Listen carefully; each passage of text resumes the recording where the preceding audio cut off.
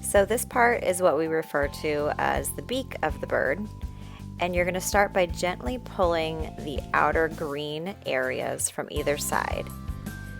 You can slide your thumb down the inside, you're just loosening it up, and you're going to do that on both sides of the beak. Just gently pull away that outer green area and slide your thumb underneath.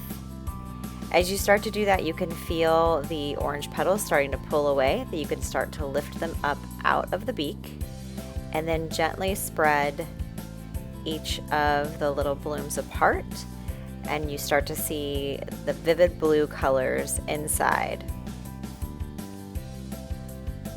Some of the areas are going to be this kind of clear skin, opaque part.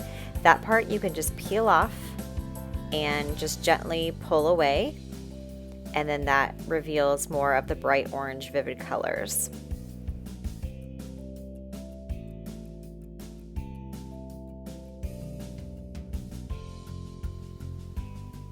And then you just slowly start to pull each bloom out, and you really display the whole bird of paradise.